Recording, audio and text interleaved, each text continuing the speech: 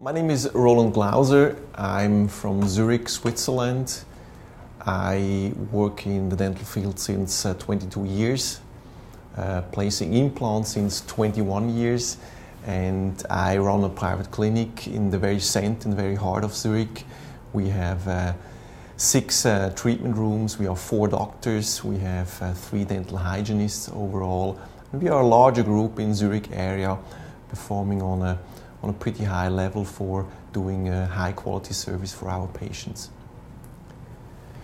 Well, during the last 10 to 15 years, there have been new treatment concepts, new approaches introduced, like immediate function, like immediate restoration of dental implants.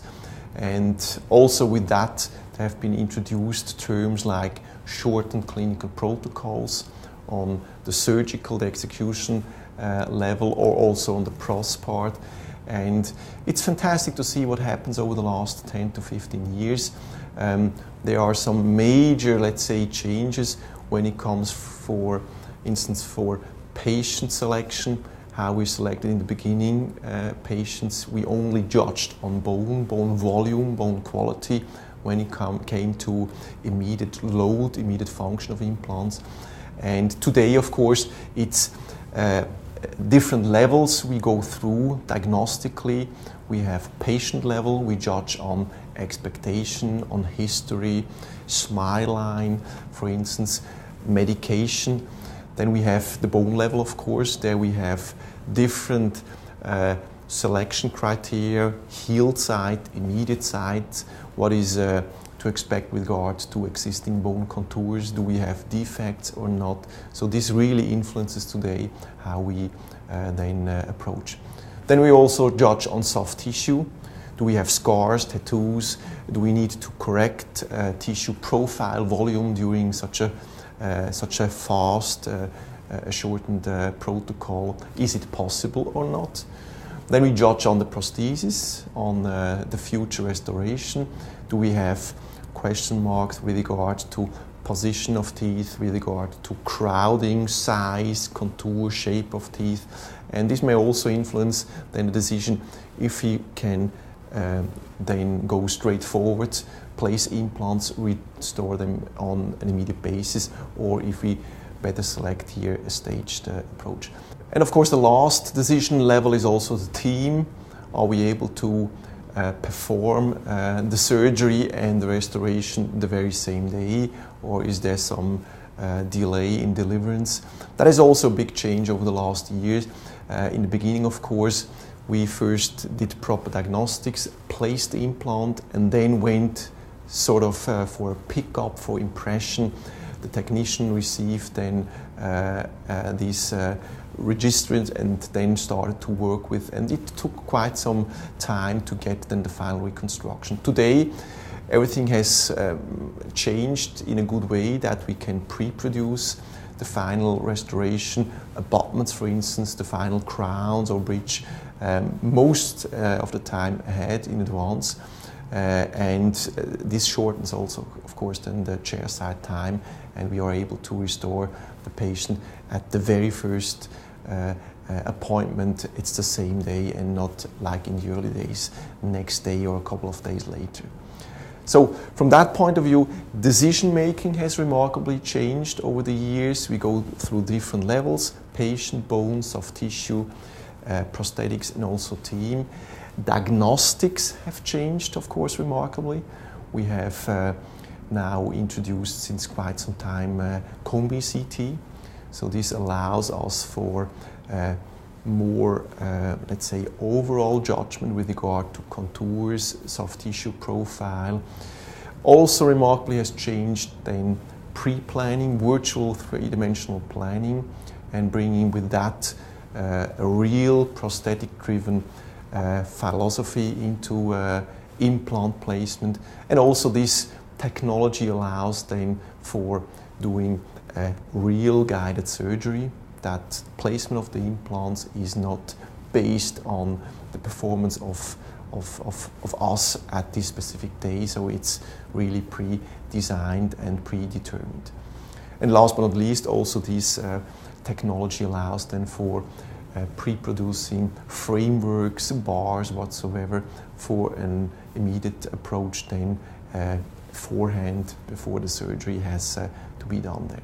So that changed decision tree, decision making over the years now. It changed how we approach diagnostic-wise. We more include three-dimensional technology, planning sequences, and also then the execution has changed in a way that the teams worked on reduced loading, reducing post-op discomfort following the surgery by reducing incision line, by reducing flap procedure, and with these shortened clinical protocols, of course, also minimal invasive procedure have been combined, introduced, and trying with that also to maintain, to protect tissue integrity, tissue contours, of course, reduce post-op discomfort. So that's also a big step forward. Over the years now, we have learned that we leave more or less than the traditional approach, that we classify the patient, the condition in a more traditional way, that we say, well, there are rare conditions where we can go with these fast procedures. We have learned based on proper case selection, based on really, let's say, rational judgment on the different levels. As I said before, patient, bone, soft tissue, prosthesis, which of the patient, which of the conditions allows for these shortened protocols, for these immediate restoration approaches, and which one not. So for us today, the big change is that we look from both sides. We keep the consultative approach, of course, in our hands, but we more and more include then these advanced protocols, and we also can clearly explain the patient based on local parameters why it's possible to go faster along this treatment journey, so to say, or why we have to go for a more traditional approach. So this is really a great stimulus for us to work during the office hours, that we can more than divide different conditions into different treatment sequences and be as successful as in the past. And I mean, we also have to accept that changing traditional treatment sequences takes quite some time. And we also have to accept that some of our colleagues, they have a longer learning curve. We also have to accept that you need to adapt to improve on different levels. So as I mentioned before, you have to improve, you adapt on the diagnostic level to work with these new tools we have. You also have to improve on the surgical level to accept that we may not fully flap in one or the other area, that we can go for a minimally invasive approach. We have to accept that implant anchorage is not given per se, so we have to work, we have to modify with our drilling protocol, maybe also with the implant design selection.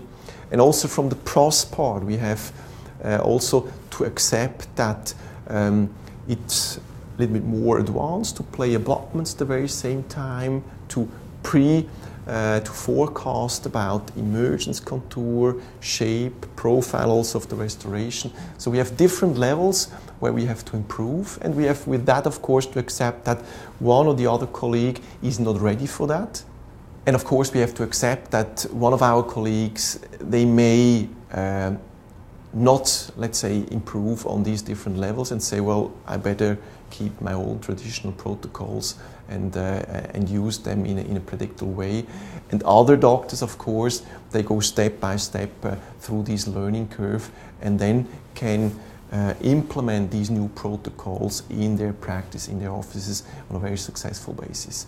So that's what happened over the last 10 to 15 years, based on research, based on clinical outcomes, based on also patient demands, changing patient demands, that shortened clinical protocol with regard to reduced surgical load, with regard to pre-planning, surgical positioning of the implants, with regard to pre-producing restorations, and also, of course, with regard to immediately restore these implants.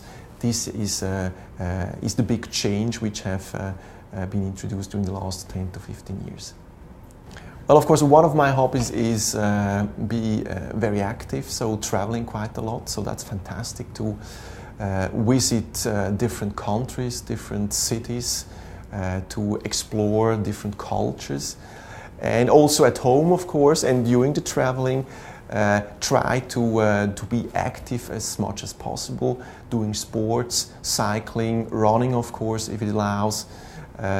To also, of course, balance then the workload during the regular working time. So we have very long, very tough days, and it's important also that you may switch here mentally, but also physically to these activities, and that's fantastic for me.